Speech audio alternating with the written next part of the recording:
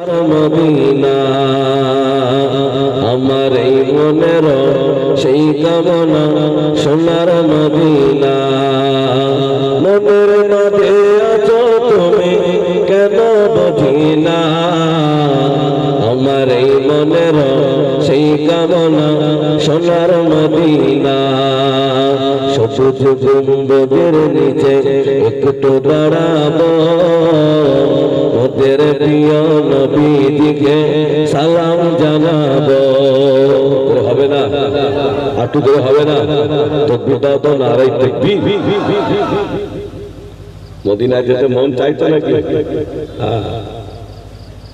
রাসূলুল্লাহ রওজার পাশে দাঁড়ালে কলিজা ঠান্ডা হয়ে যাবে আল্লাহর নবী বলেছেন রওজার পাশে এসে সালাম দিলে আমি নবী ওদের সালাম আমি নিজে কানে শুনতে পাই আর একবার করে হবে না